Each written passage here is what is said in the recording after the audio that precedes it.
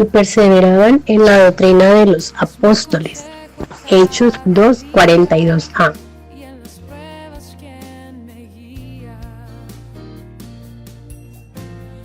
Buenos días, los saludo hoy 19 de octubre, mes de la Biblia.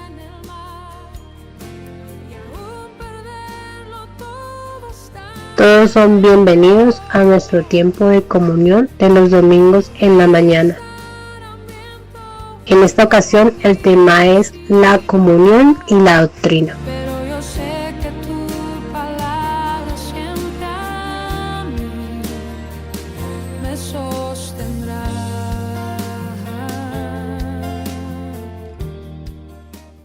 Buenos días, algunos no había saludado todavía. Estamos ocupándonos estos domingos en un tema general que es la comunión. Iniciamos hace 15 días con la comunión y el Espíritu, y es necesario, es importante que tengamos presente lo que la palabra nos dice acerca del Espíritu. No es algo que hayamos charlado mucho, de pronto no lo dominamos, pero tenemos 3 funciones básicas del Espíritu. ¿Usted recuerda cuáles son? La conciencia, la intuición y la comunión. Son fundamentales. Por eso aprendimos que así como la comunión es del Espíritu Santo, la disfrutamos es en nuestro espíritu, es de espíritu a espíritu. Hace 8 días vimos la comunión y la cruz, porque es el estorbo que tenemos. Tenemos un estorbo que es la carne, pero la cruz es la solución para ese estorbo. Cuando anulamos los estorbos, entonces nuestro espíritu queda libre para disfrutar plenamente esa comunión. Les invito a que hoy meditemos juntos con el tema la comunión y la doctrina. Amado Padre, en el nombre de Jesús, gracias Señor te damos por esta nueva ocasión. Abrimos nuestro corazón para ti. Pedimos que nos enseñes todo tu consejo. Ilumínanos. Danos a conocer. Muéstranos. Toca nuestros oídos, Señor, para estar muy sensibles. En el nombre de Jesús. Amén. Hablamos inicialmente en Hechos capítulo 2. Y en Hechos capítulo 2, el versículo número 42, dice: y perseveraban en la doctrina de los apóstoles, en la comunión unos con otros, en el partimiento del pan y en las oraciones. ¿Qué es eso de perseverar? Lo hemos visto varias veces, ¿cierto? Lo meditamos el viernes, el día de la adoración. ¿Sí sabía que tuvimos adoración el viernes? Estuvimos meditando acerca de Hechos 2:42, muy por encimita, pero hoy quiero que notemos 2 cosas en este versículo. Una, que dice que primero está la doctrina antes que las otras 3 cosas. La iglesia desde su inicio persevera en 4 cosas, que son ¿cuáles? La doctrina de los apóstoles, la comunión unos con otros, el partimiento del pan y en las oraciones. Pero lo primero que se menciona ahí es la doctrina. Y note que este precioso libro de Hechos de los apóstoles es escrito por una persona muy meticulosa, muy cuidadosa, un gran historiador, y además de historiador, médico. ¿Cómo se llamaba? Lucas. Así que el orden, como Lucas presenta las cosas, siempre será una información importante a tener en cuenta. Y lo primero que menciona Lucas es la doctrina. Y note que la doctrina es mencionada de primero y luego menciona la comunión. Y esto nos da idea por qué el título de la prédica de hoy, la comunión y la doctrina. La doctrina nos lleva a la comunión. Diga, la doctrina me lleva a la comunión. Si nosotros vamos a estudiar la palabra, vamos a escuchar una prédica, vamos a meditar algo de la Biblia, pero eso no nos lleva a la comunión, estamos perdiendo el tiempo. Porque la doctrina nos lleva a la comunión. Otra cosa que quiero que note es que dice, y perseveran en la doctrina de los... ¿De quién es la doctrina? De los apóstoles. No hay otra doctrina en la que tú y yo debemos perseverar. Cualquier otra doctrina la tenemos que rechazar. Solamente la doctrina de los apóstoles. ¿Y cómo hacemos para conocerla? Está en todo el Nuevo Testamento. La podemos leer desde Mateo hasta Apocalipsis. Todo eso es la doctrina de los apóstoles. En eso es que ellos perseveraban. La doctrina de los apóstoles. No hay otra doctrina. Si te hablan otra doctrina, recházala, no es para nosotros. La doctrina nos lleva a la comunión, la doctrina de los apóstoles, y no hay otra doctrina. Acompáñame ahora, por favor, a Primera de Juan, capítulo 1. Primera de Juan, capítulo 1, versículos 1 al 3.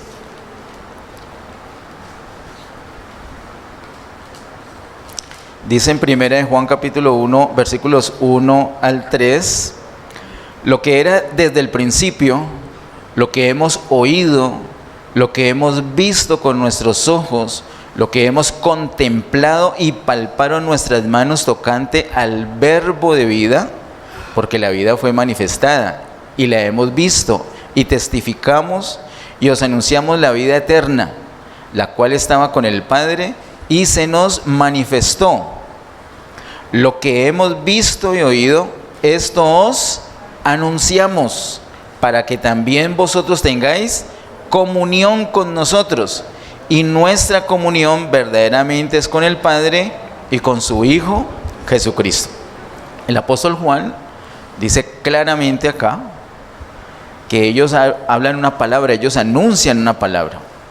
Cuando dice que lo tocante al verbo de vida, versículo número 1, eso es precisamente la doctrina de los apóstoles. ¿Dónde encontramos nosotros lo tocante al verbo de vida? Entre Mateo y Apocalipsis.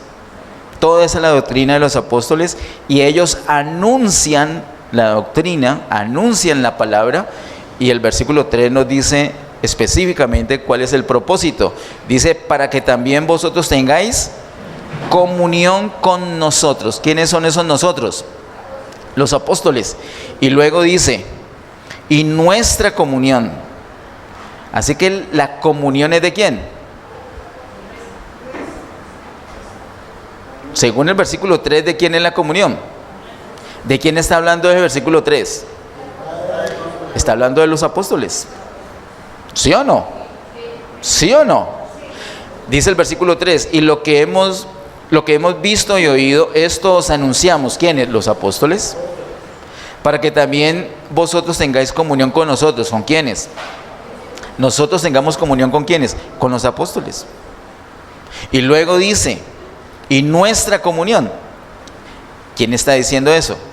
Los apóstoles. Así que la comunión es de los apóstoles. Diga, la comunión es de los apóstoles. Entonces, no solamente la doctrina es de los apóstoles, sino que también la comunión es de los apóstoles. Esto no es un hecho menor. Y esto sacaría a la iglesia del Señor de muchos líos en los que nos hemos metido por años. La comunión y la doctrina son de los apóstoles. No hay otra doctrina, pero tampoco hay otra comunión. Si alguien hace un grupo aparte y empiezan a tener encuentros, reuniones, y descartan a alguien del cuerpo de Cristo, esa es otra comunión, porque esos que ya están en el cuerpo de Cristo tienen una sola comunión, que es la comunión de los apóstoles. Ahora, note también acá que la doctrina nos lleva a la comunión, según el versículo 3. ¿Para qué ellos hablan la palabra? Para que tengamos comunión. La doctrina nos lleva a la comunión. Acompáñame por favor a Juan capítulo 5, miremos los versículos 39 y 40. Juan capítulo 5, versículos 39 y 40, dice: escudriñad las Escrituras, porque a vosotros os parece que en ellas tenéis la vida eterna, y ellas son las que dan testimonio de mí, y no queréis venir a mí para que tengáis vida. Juan 5, 39 y 40. El Señor Jesús le dice a los judíos, según el versículo 39, hacen muy bien. ¿Qué es lo que hacen bien? Escudriñan las Escrituras. Pero ¿qué es lo malo de ellos?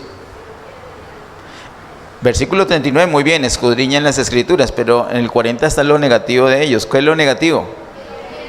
No quieren ir a Jesús, no quieren ir al Señor para tener vida. Ellos se quedaron solamente con la doctrina, y si usted revisa la doctrina de ellos, es buena. La doctrina de los judíos es buena, es apoyada en toda la revelación del Antiguo Testamento, es una buena doctrina. Entonces, ¿cuál es el problema de ellos? Que no querían ir al Señor. Y tengamos mucho cuidado, queridos hermanos, que eso no nos puede pasar. Nosotros no venimos acá, por ejemplo, en una comunión como esta para recibir la palabra solamente, para recibir la doctrina, sino que esa doctrina nos tiene que conducir al Señor. Y esa doctrina, cuando me lleva al Señor, ya puedo disfrutar de la vida eterna que está mencionada allí en esos versículos, y al nosotros disfrutar de esa vida eterna, entonces estamos disfrutando de la comunión. No hay comunión sin vida eterna. De hecho, hemos aprendido que la comunión es el fluir de esa vida resucitada, de esa vida eterna, de Cristo en resurrección. Así que la palabra, las Escrituras, la doctrina me tiene que llevar a la comunión. Si yo recibo la palabra, o si en tu devocional meditas la palabra y eso no te lleva a la comunión, hay algo para revisar, hay algo para corregir, porque la palabra, la doctrina me lleva a la comunión. No nos podemos quedar a mitad de camino, llego a la palabra y ya, pare. No, cada vez que me presento delante del Señor, cada vez que me expongo a la palabra, cada vez como en este momento que estoy recibiendo la palabra de Dios, eso me tiene que conducir al Señor, eso me tiene que conducir a la comunión. De tal manera que si tengo un pecado pendiente, o tengo un enojo, o tengo una atadura, al exponerme a la palabra, al poder de la palabra, ¿cierto? Con una actitud normal, correcta, entonces eso va a provocar que vaya a la vida. Y la vida se va a encargar de todos esos desastres que yo pueda tener. Los va a destruir todo lo que sea muerte. Y voy a quedar sin impedimento y puedo disfrutar de la comunión, porque la doctrina me lleva a la comunión. Miremos por favor en Hebreos capítulo 4. Varios pasajes nos muestran esto, que la doctrina nos lleva a la comunión. Hebreos capítulo 4, versículos 12 y 13. Hebreos capítulo 4, versículos 12 y 13 dice: porque la palabra de Dios es viva y eficaz, y más cortante que toda espada de dos filos, y penetra hasta partir el alma y el espíritu, las coyunturas y los tuétanos, y discierne los pensamientos y las intenciones del corazón. Vamos a hacer una pausita allí. ¿De qué está hablando el versículo 12? Es claro, de la palabra de Dios. Nos dice que es viva y eficaz. Eso no es algo romántico, es algo técnico. Es una información, es una instrucción muy objetiva. Es de verdad, es viva y es eficaz. Y luego menciona por qué dice que es viva y eficaz. Dice el versículo 12, y más cortante que toda espada de dos filos. Usted ha leído la palabra, ha meditado la palabra. Ahora le pregunto, ¿ha experimentado que alguna de esas veces la palabra lo ha cortado? Usted está cocinando y se cortó un dedo. Se cortó. ¿Qué siente usted? Dolor, ¿cierto? Le arde, le duele. ¿Usted ha estado meditando la palabra y en algún momento ha sentido dolor? ¿Que le arde, que le duele? Porque la palabra es viva y eficaz. Dice, y penetra hasta partir el alma y el espíritu, las coyunturas y los tuétanos, y discierne los pensamientos y las intenciones del corazón. O sea, penetra absolutamente todo. Pero, queridos hermanos, quiero decirles que no todas las personas, no todos los creyentes, no todas las personas que leen la palabra han tenido la experiencia de sentirse cortados. No todos han sentido que algo les ha lastimado, les ha herido, les ha penetrado hasta partir algo adentro. Porque de pronto la palabra se ha quedado en un nivel de los pensamientos, un nivel de la mente. Entonces van a la palabra para conocer alguna doctrina, alguna enseñanza. Y eso es importante, es bueno, no es negativo, es bueno. Pero ese no es el propósito de la palabra. La palabra es viva y eficaz no porque nos enseña una buena enseñanza, sino porque nos parte. Y particularmente porque penetra de tal manera que puede dividir absolutamente todo lo que hay en nuestro interior. La palabra tiene que penetrar más que nuestra mente. Algunos también leen la palabra un poquito más profundo y les toca los sentimientos y quedan emocionados y hasta se enamoran de ese versículo, de ese pasaje. Es muy bonito y es útil de cierta manera, pero la palabra es viva y eficaz no porque toca nuestros pensamientos y tampoco porque toca nuestros sentimientos, sino porque toca absolutamente todo. Hermanos, tenemos que ir un paso más allá, un poco más profundo. Permitir que la palabra no solamente toque nuestros pensamientos y nuestras emociones, sino nuestro mismo espíritu. Tenemos que hacerlo, y de eso se trata nuestra charla en este momento. Tenemos que exponernos a la palabra no solamente para llevarnos una doctrina correcta y para ser animados emocionalmente, sino que eso tiene que tocar nuestro espíritu. Cuando lo hacemos de esa manera, miren la consecuencia, versículo siguiente, versículo 13. Y no hay cosa creada que no sea manifiesta en su presencia. Antes bien, todas las cosas están desnudas y abiertas a los ojos de aquel a quien tenemos que dar cuenta. ¿De qué está hablando el versículo 13? Dice su presencia. Y dice desnudas y abiertas a los ojos de aquel a quien tenemos que dar cuenta. ¿De quién está hablando el versículo 13? Está hablando del Señor. Está hablando de Dios. Versículo 12, ¿de qué habla? De la palabra de Dios. Versículo 13, ¿de qué habla? De Dios. La palabra, la escritura, la doctrina me tiene que llevar a Dios. Y no me tiene que llevar a Dios de cualquier manera, sino que me tiene que llevar a la comunión con Dios. ¿Cómo hago eso posible?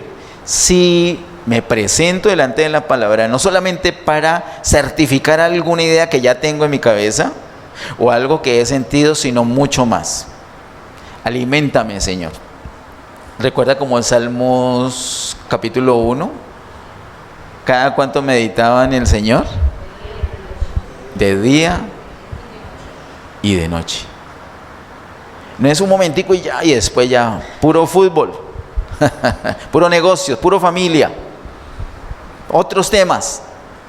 Y estos 15 minutos solamente la palabra, no, sino que tengo una palabra, la atesoro, la retengo en mi corazón. ¿Y qué hago durante todo el día con esa palabra? La medito.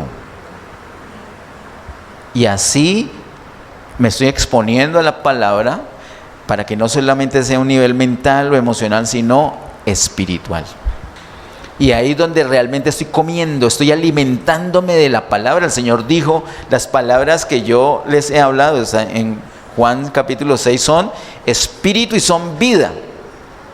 Pero espíritu y vida para la mente no, para las emociones no, sino para nuestro espíritu, como hablábamos hace 15 días, de espíritu a espíritu, la palabra de Dios a nuestro espíritu.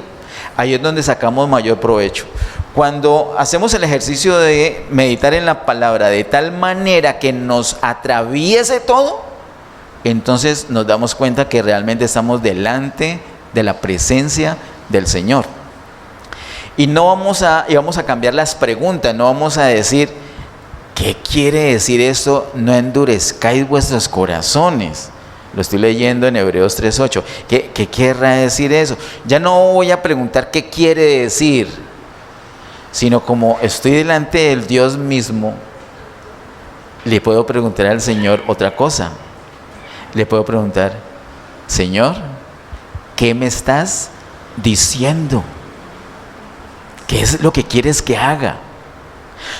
Cada vez que vamos al Señor, vamos a meditar la palabra, tiene que saquemos un tiempo sin afanes. No es como por cumplir la agenda. Ya leí el versículo de hoy, punto. No, tengo que meditar, tengo que exponerme para que entre profundamente y poder llegar al Señor y tener comunión con Él. Miremos por favor en Lucas capítulo 10, versículo 26. Lucas capítulo 10, versículo 26 dice, Él le dijo, ¿qué está escrito en la ley? ¿Cómo lees? Es muy importante lo que está escrito, hermanos, y ese es un primer nivel de ejercicio con la palabra, con la doctrina. Leer bien. Hay unos signos gramaticales. Por ejemplo, en el versículo 26, ¿cuál es el primer signo gramatical que encuentras? Dos punticos, ¿cierto? Además de las letras están esos dos punticos. Después de esos dos punticos, ¿qué hay? Un signo de interrogación. Y les quiero hacer un recorderis que en español el signo de interrogación abre y cierra. En inglés solamente cierra, pero en español abre y cierra, como está escrito aquí. Y luego otro ejemplo de signos de interrogación, que está escrito en la ley, ¿cómo lees? Entonces, esos signos no son para atropellarlos. Usted no puede decir, Él le dijo que está escrito en la ley, ¿cómo lees? ¿Cierto que así no dice? Hay unos signos de interrogación que hay que pronunciarlos. Interrogación nos está indicando que es pregunta, entonces está diciendo, ¿qué está escrito en la ley? ¿Cómo lees? Entonces, no atropellemos. Tenemos que tener cuidado con lo que está escrito. Lo hacemos con calma. Si tenemos dificultad, si nunca hemos aprendido a leer bien, entonces tenemos ahorita muchos recursos como la palabra hablada. Entonces yo pongo en mi celular a hablar la persona, a leerlo, y yo le sigo la lectura y aprendo a leer bien. Si realmente nos interesa la palabra de Dios, podemos hacer esas correcciones. Así que el primer nivel es lo que está escrito. Él dijo, ¿qué está escrito en la ley? Entonces mirar lo que está escrito. Pero ese es un primer nivel solamente, porque hay otro nivel. Ahí mismo en el versículo dice otra cosa, otra pregunta. ¿Y cuál es? ¿Cómo lees? No es solamente lo que está escrito, sino cómo estoy leyendo. Y ese cómo estoy leyendo ya no depende de lo que está escrito, sino que depende del que está leyendo. ¿Cómo estoy leyendo? ¿A la carrera? ¿Cuál es mi motivación? ¿Salir del paso? ¿Cumplir? En el discipulado me pusieron a leer eso, ya lo leí. Cuando me pregunta el hermano Ramiro, le dice, ya lo leí. Y no estoy mintiendo, es la verdad. Entonces, ¿cómo estoy leyendo? ¿Cómo estoy leyendo? ¿A nivel mental solamente? ¿A nivel emocional solamente? ¿O estoy leyendo de tal manera que la palabra entre a mi espíritu y me alimente? ¿Qué está escrito?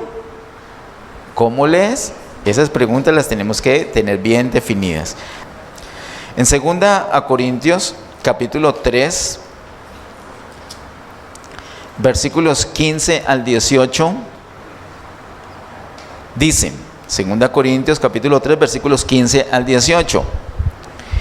Y aún hasta el día de hoy, cuando se lee a Moisés, el velo está puesto sobre el corazón de ellos. Están hablando de los judíos.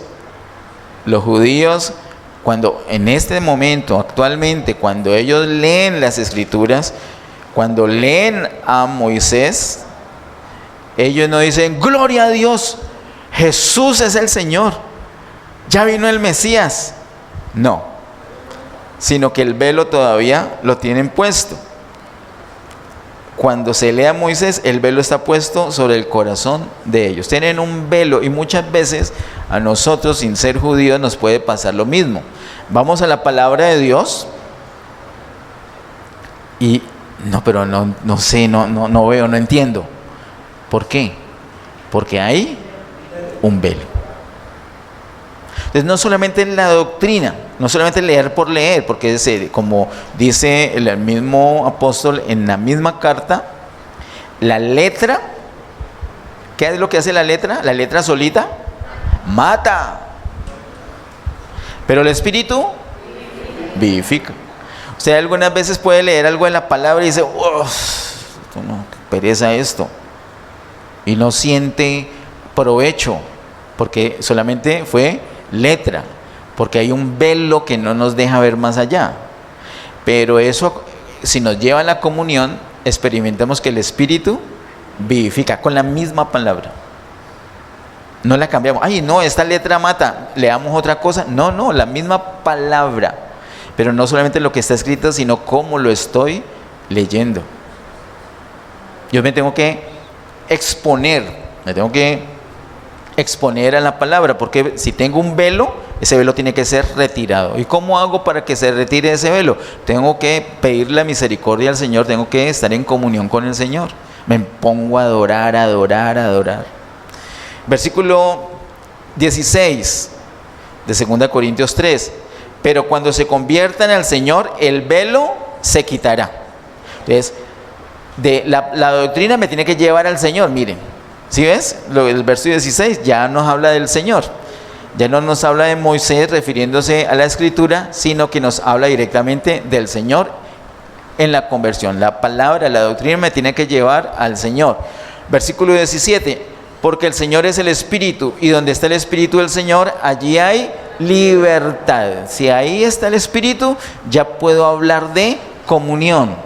Entonces, primero está la doctrina que me lleva al Señor, y luego ya puedo disfrutar una comunión. Y cuando eso sucede, versículo 18, por tanto, nosotros todos, mirando a cara descubierta, como en un espejo, la gloria del Señor, somos transformados de gloria en gloria en la misma imagen, como por el Espíritu del Señor. Transformación. Cuando apenas estamos leyendo, de pronto podemos tener la misma experiencia que nos está mostrando aquí acerca de los judíos, el versículo 15. Leemos y no, allí no hay transformación. Lo que tengo es un velo aquí. Pero persevero hasta que la doctrina me lleve al Señor. Y ya una vez con el Señor, entonces adoro, disfruto esa comunión y siento esa libertad. Y después de permanecer en esa comunión, ahora sí viene la transformación. La palabra me transforma, tiene el poder, hemos visto que es viva y eficaz. Claro, por las palabras que hemos creído, es poder de Dios para la salvación, es verdad. La palabra no tiene problema, no vuelve el Señor vacía. Pero en mi caso como que sí, entonces no es un problema la palabra, es un problema mío. De pronto tengo un velo, venzo el velo, por fin ya llego al Señor. Llego al Señor, tengo comunión con Él, y en esa comunión soy transformado. Tenemos todo el proceso aquí en esa escritura, en esos versículos. Precioso pasaje. Hemos visto hasta aquí este primer bloque, y hay muchos otros, de muchos versículos que nos muestran que la doctrina nos lleva a la comunión. Ahora vamos a ver en sentido contrario, cómo la comunión me lleva a la doctrina. Para eso miremos nuestro siguiente bloque de citas y empezamos por Salmos 25. Salmos 25, 14. Salmos 25, 14 dice: la comunión íntima de Jehová es con los que le temen, y a ellos hará conocer su pacto. Entonces aquí ya no estamos hablando que la doctrina me lleva a la comunión, sino que tengo una dificultad para entender algo en Juan capítulo 3. Entonces, ¿qué requiero yo? Lo que dice Salmos 25, 14. Es decir, comunión íntima. Ya estoy en comunión, pero hágale más íntimo. Búsquelo más. Buscamos más al Señor, más tiempo, más calidad, más concentración, más dedicación, más rendición. No, pero es que llevo aquí parado con las manos arriba. Arrodíllese un rato, póstrese un rato, ríndase un rato. Hay cosas pendientes por confesar. No, sí, pero ahorita no me puedo ponerme a confesar porque necesito es entender. No, ese es un estorbo. Porque la comunión tiene que ser una comunión íntima. Cuando ya el Señor me ha iluminado, ya estoy en comunión, ahora sí, ¿qué es lo que va a hacer el Señor? Según ese versículo 14, da a conocer su pacto. Entonces la comunión ahora me lleva a la doctrina, a la sana doctrina, a entender la doctrina. La comunión me lleva a la doctrina. Quiero que se aprenda esa expresión, comunión íntima. Diga comunión íntima. Nosotros vimos hace 15 días que el Espíritu tenía 3 funciones que son conciencia, intuición y comunión. Y vimos que la intuición es esa guía del Señor, esa revelación, es en nuestra intuición, en la intuición de nuestro espíritu que el Señor nos muestra. Nunca había entendido lo del Salmo 24, pero ya el Señor me tocó en el espíritu. Por medio de la intuición ya sé eso. O no necesariamente algo de la palabra, algo de una persona. El Señor me mostró esto, ¿no? Nadie me ha dicho de la persona no me ha confesado nada, no lo leí, no lo escuché, pero ya lo tengo, ya tengo esa certeza, que fue una revelación del Espíritu, de espíritu a espíritu. Esa es la intuición. Para que esa intuición esté muy activa, entonces yo tengo que estar en comunión con el Señor. Entre más comunión, más sensible voy a ser a lo que Él está diciendo, a su voz. La intuición es la que me permite oír la voz del Señor y como hablamos hace 15 días, no es una voz audible. Es más poderoso que la voz. El Señor no dice, esto es así. Él no necesita vocalizar nada. Él desde su espíritu pone eso se llama conocer. Esa es la palabra conocer que también hablamos hace 15 días, que la usa mucho el apóstol Juan y también el apóstol Pablo. Conocer, ya conoció. Y es una palabra muy íntima.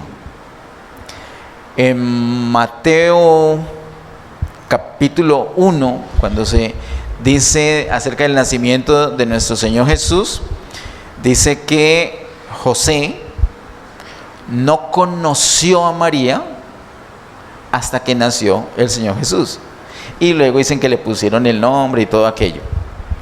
No la conoció, o sea que después de que nació Jesús, ¿qué sucedió? José sí la conoció. ¿Y qué es eso de conocer?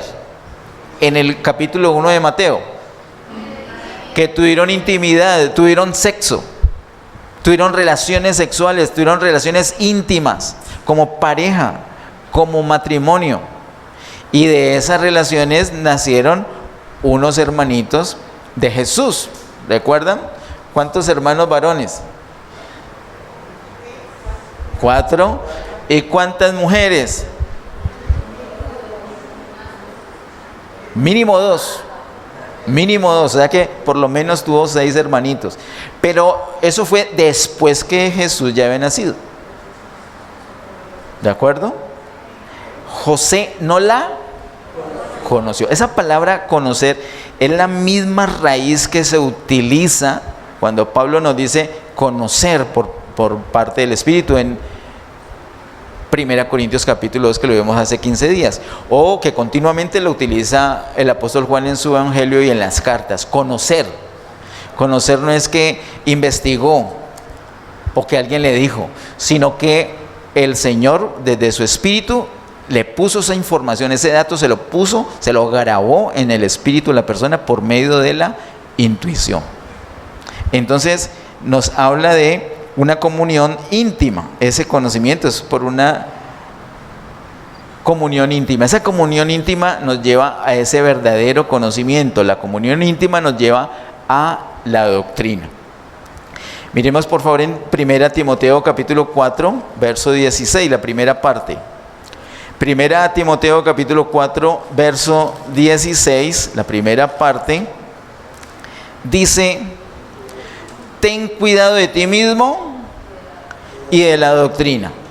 Consejo del apóstol Pablo a Timoteo. Mire el orden de las cosas. ¿Primero la doctrina o primero la persona? La persona. Timoteo tenía que tener cuidado de sí mismo. Y luego sí, de la doctrina. Primero, cuidado de mí y después sí, de la doctrina. ¿Por qué? Porque Pablo sabía que si Timoteo iba a la palabra, iba a estudiar la doctrina descuidadamente, en pecado, o sin ningún pecado pendiente, pero desconcentrado, sin un momento de comunión, sin una quietud, entonces no iba a sacar provecho. Pablo sabía que la comunión lo llevaría a la doctrina. Por eso le advierte: tenga cuidado de usted y de la doctrina. Ten cuidado de ti mismo y de la doctrina. Acompáñame en Mateo capítulo 13. Y mientras nos ubicamos en Mateo capítulo 13, les quiero recomendar que varias veces en la vida lean Mateo capítulo 13.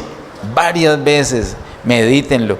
Tenemos prédicas de Mateo 13 en nuestro canal de YouTube, se las recomiendo todas. Mateo 13 es un capítulo muy denso. No hay ningún otro capítulo en la Biblia como Mateo 13 donde se hablan tantas parábolas revelando los misterios del reino. Usted recordará cuál es la primera parábola que habla allí. ¿Cómo se llama esa parábola? La parábola del buen sembrador. La parábola del buen sembrador, sí. Y recuerden, mientras nos ubicamos en Mateo capítulo 13, ahorita vamos a mirar los versículos 9 al 11. Recuerde que la palabra, la semilla es la palabra del reino. ¿Habrá algún problema? ¿Algún defecto en esa palabra? No, esa es perfecta. Sin embargo, al sembrar no siempre dio fruto. ¿Es porque parte de la semilla estaba mala? No, esa semilla es asegurada, es palabra de Dios, es perfecta. Entonces, ¿cuál era el problema? El terreno. La parábola nos habla de 4 terrenos. Solamente uno de esos terrenos dio fruto. Los otros 3 no dieron fruto. Y el Señor les explica a ellos con mucha paciencia, les explica a los discípulos, porque ellos se acercaron y querían conocer. A los discípulos que se acercaron con esa inquietud, con ese deseo de conocer, Él les explicó esa parábola y les dijo que había unos problemas en el corazón. Les dijo que los terrenos eran los corazones, pero que nuestros corazones pueden tener unos problemas. Algunos corazones están endurecidos. Entonces la palabra no penetra, es superficial y no entienden siquiera, porque el corazón está endurecido. También hay otro problema en los corazones, y es que está lleno de afanes, a todas horas pensando a qué hora salgo de aquí, a qué hora acabará la prédica tan larga de hoy que se me va a quemar el arroz. Afanes, afanes. Esos afanes ahogan la semilla. Otro es porque muy poquita profundidad, la superficialidad. No echan raíces porque muy por encimita. La palabra es un océano, estamos hablando hoy de ser profundos, pero cuando no hay profundidad, cuando medio recibo, no, con eso ya tengo.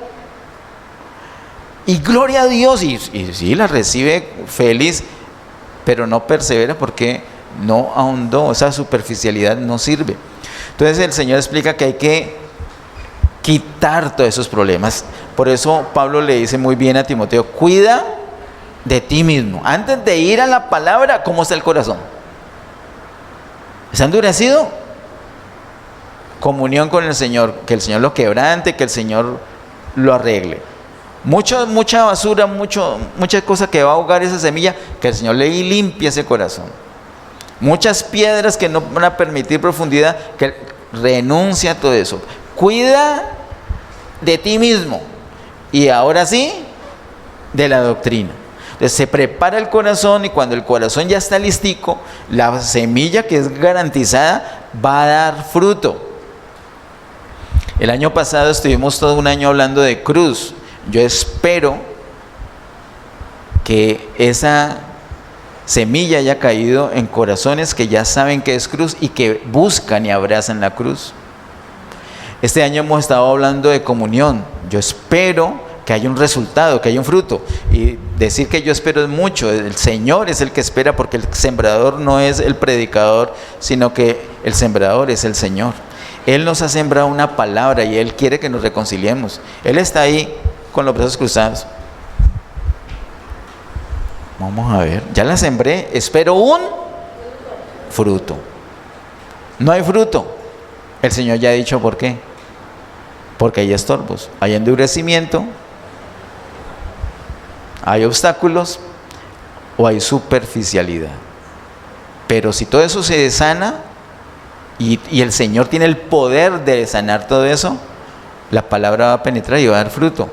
No tengo que yo hacer nada, es que yo no soy capaz, porque no somos capaces. Por eso es que necesitamos cuidar de nosotros mismos y después sí de la doctrina. Nos presentamos delante del Señor y le decimos con sinceridad: Señor, tengo estas dificultades, límpiame. La palabra es poderosa, es viva y eficaz, pero si yo no dejo que me corte, me presento delante de la palabra que es viva y eficaz, entonces me hago un ladito porque de pronto me hiere. Y claro que me va a herir. Para eso es. Me expongo, me quedo allí. Pero que tengo un velo. Persisto, persevero, pido la misericordia de Dios. Entonces ahora ya tengo comunión con el Señor, ahondo en esa comunión con Dios y luego entonces voy a ser transformado. Así funciona. Y ahora la misma doctrina, la misma comunión, me va a permitir conocer bien la doctrina y no ser engañado. Creo que ya estamos ubicados en Mateo 13, versículos 9 al 11. Mateo capítulo 13, versículos 9 al 11 dice: entonces acercándose los discípulos le dijeron: ¿por qué les hablas por parábolas? Él respondiendo les dijo: porque a vosotros os es dado saber los misterios del reino de los cielos, mas a ellos no les es dado. Porque, versículos 9, es que me salté el 9, versículos 9 al 11, dice: el que tiene oídos para oír, oiga. Entonces, ¿qué es eso de tener oídos para oír?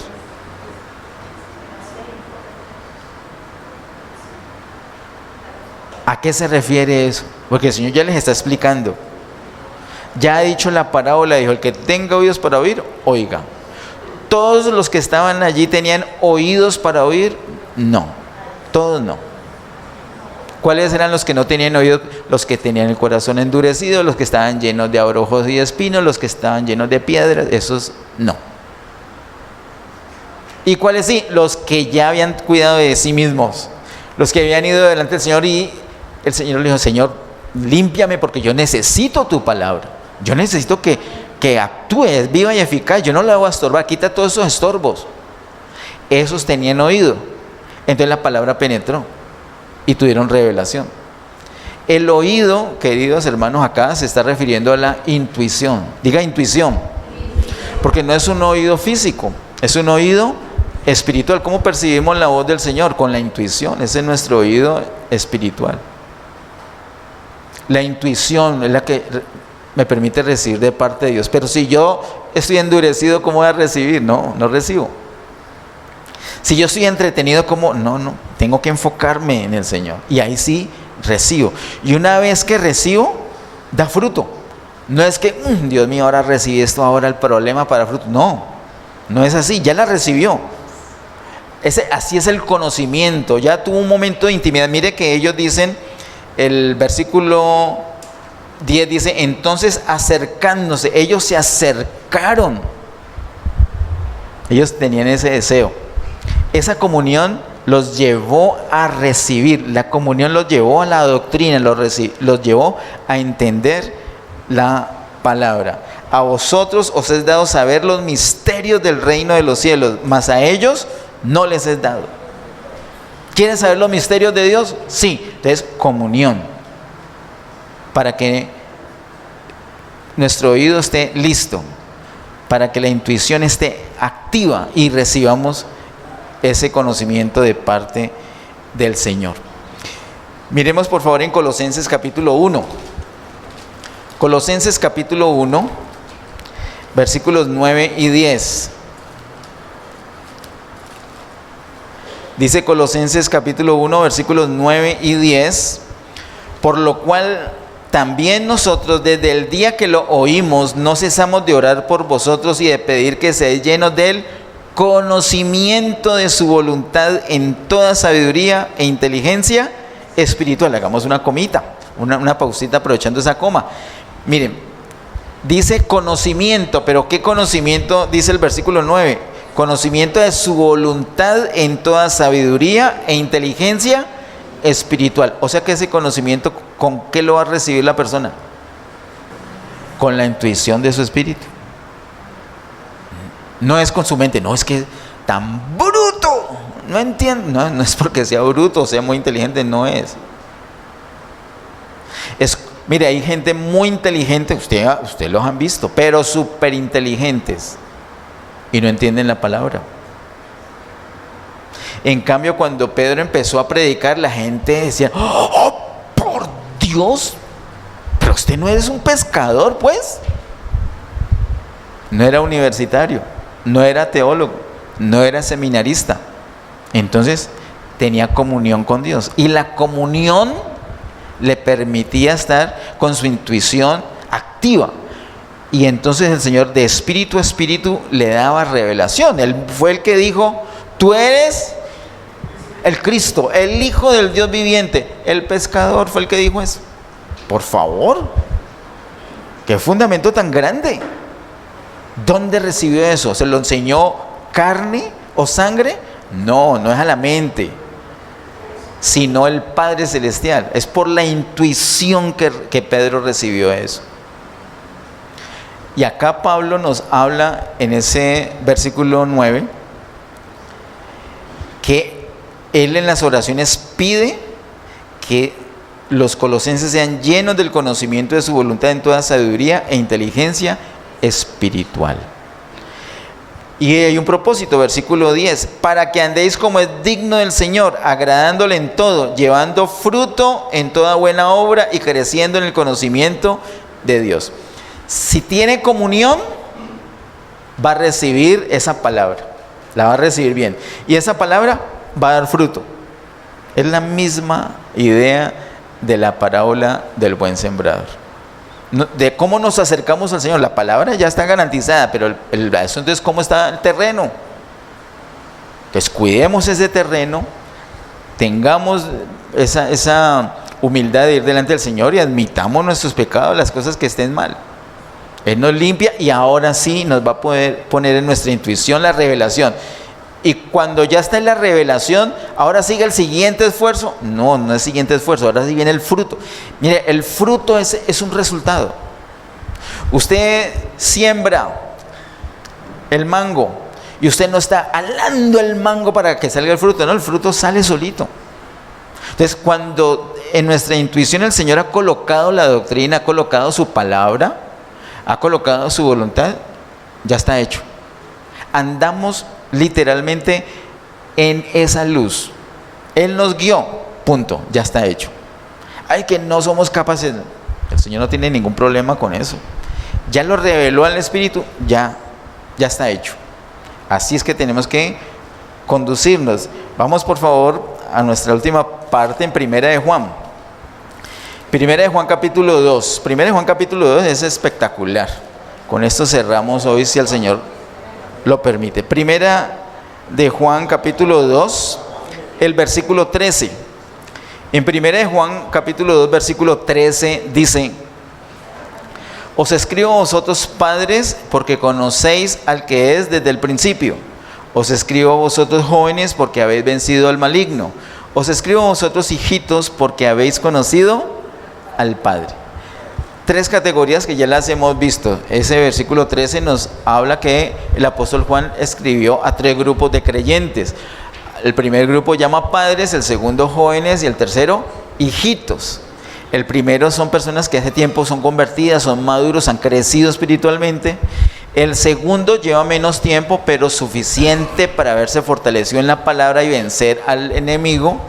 Y el tercero son recién convertidos, hijitos, son los bebés espirituales. O no tan bebés, pero que todavía les falta experiencia, caminar con el Señor, son los más nuevos en la fe. ¿A cuál de estos será que el Señor les da revelación en la intuición? A todos. Quise terminar con este pasaje por esto, hermanos. No es que necesites 15, 20 años en el Evangelio para que el Señor te dé revelación. Eso es lo dulce, eso es lo poderoso. Que si la persona es convertida, ya tiene su espíritu avivado, ya el Señor se puede comunicar de espíritu a espíritu, ya puede poner conocimiento en su intuición, ya le da revelación. Miremos lo que dicen los versículos 18 al 21. Primera de Juan capítulo 2, versículos 18 al 21 dice: hijitos, mire que está hablando de esos recién convertidos. Hijitos, ya es el último tiempo y según vosotros oísteis que el anticristo viene, así ahora han surgido muchos anticristos.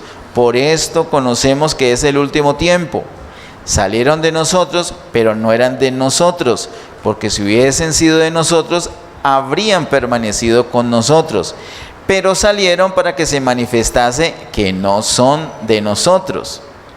Pero mire el versículo 20 tan tremendo. Pero vosotros tenéis la unción del Santo y conocéis todas las cosas.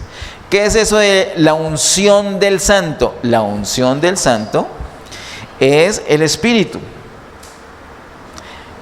Pero si lo decimos así nomás, suena como si nomás fuera la tercera persona de la Trinidad.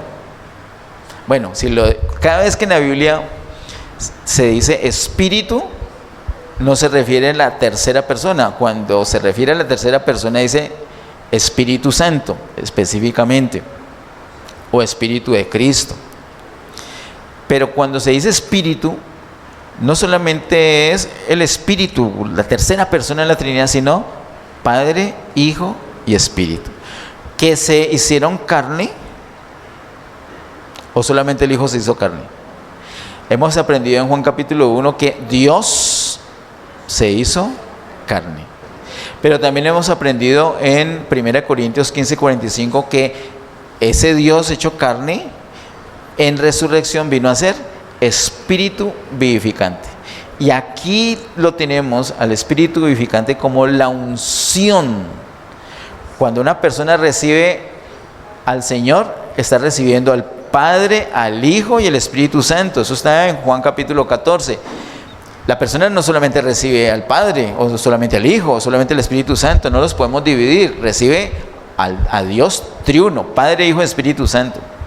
Esa es la unción. La unción, y usa este término el apóstol Juan porque se está refiriendo a la unción que nos describe el Levítico, era formado por, no solamente por el aceite, que sería el Espíritu Santo, sino otras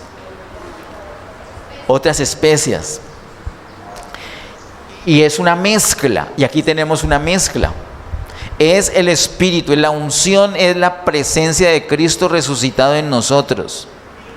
¿Qué hace el Cristo resucitado en nosotros según el versículo número 21? Dice, el versículo 20, pero vosotros tenéis la unción del Santo y conocéis todas las cosas. La unción muestra todas las cosas, pero si la persona ni siquiera ha leído toda la Biblia, no se ha leído ni siquiera el Evangelio de Juan, pero ya tiene el Espíritu, ya tiene la unción, y la unción le da revelación a la intuición. Y habían unos anticristos en ese momento que Juan escribe, así como ahorita. Así que es cierto que han salido muchos anticristos, y es triste ver a la iglesia engañada por los anticristos, pero miles de creyentes engañados por los anticristos. A pesar de esto, ¿qué les falta a estos hermanos? ¿Estudiar más la Biblia? ¿Meterse en un seminario? No. Comunión con el Señor, para que su intuición esté activa y ellos puedan recibir, puedan conocer, una comunión íntima que les permite conocer el pacto, conocer la diferencia. Esto no es, esto sí es. Desde los recién convertidos ya tienen esa facultad, y me da una alegría eso. Un recién convertido, pero es que lo van a engañar, porque si tiene comunión, el Señor lo va a guiar. Versículos 26 y 27. Versículo 21 no lo he leído. No os he escrito como si ignoraseis la verdad, sino porque la conocéis, y porque ninguna mentira procede de la verdad. La conocéis. Ese conocimiento, recuerden que proviene de una comunión íntima. Ese conocer habla de intimidad.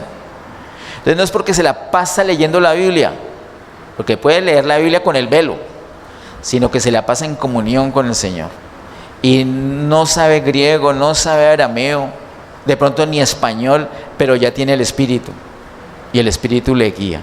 Versículo 26 y 27. Os he escrito sobre los que os engañan, pero la unción que vosotros recibisteis de Él permanece en vosotros, y no tenéis necesidad de que nadie os enseñe, así como la unción misma os enseña todas las cosas, y es verdadera y no es mentira. Según ella os ha enseñado, permaneced en Él. La unción nos enseña todas las cosas. Entonces, ¿qué necesitamos acá? Tener comunión, porque la comunión me lleva a la doctrina. Hoy aprendimos en la primera parte que la doctrina me lleva a la comunión, pero también en la segunda que la comunión me lleva a la doctrina. No se preocupen de ser engañados, ocupémonos de tener comunión con el Señor. La unción nos va a enseñar, nos va a guiar y nos va a fortalecer todo el tiempo para permanecer firmes en el Señor. Amén. ¿Me acompañas de pie? Amado Padre, en el nombre de Jesús, gracias, Señor, te damos por tu palabra. Gracias por esa palabra que nos lleva a ti. Ayúdenos, Señor, enséñanos. Cada vez que vamos a tu palabra, esa no es la meta. La meta eres tú, el Dios de la palabra. La comunión contigo. Queremos, Señor, tener un contacto más profundo con tu palabra, no solamente mental, emocional, sino espiritual. Queremos tener oído, Señor, para recibir lo que proviene de ti. Padre, limpia todo nuestro ser, perdona toda dureza, límpianos, quita toda dureza de nuestro corazón, quita todo estorbo, afanes, renunciamos a esto en el nombre de Jesús. Esas piedras, esos pecados ocultos, quita todo eso de nuestro corazón, Señor. Para que cuando tu bendita palabra llegue a nuestro corazón, germine y dé abundante fruto que te glorifique. Gracias, Señor, porque tu palabra nos lleva a la comunión, pero también la comunión nos lleva a entender más profundamente tu palabra. Queremos conocer y hacer tu voluntad. Confesamos nuestra debilidad y por eso te buscamos. Gracias, Señor, por la victoria que ya tenemos. Gracias, Señor, por la unción, enseñándonos todas las cosas. A ti te damos gloria y alabanza. En el nombre de Jesús. Amén. Bendiciones.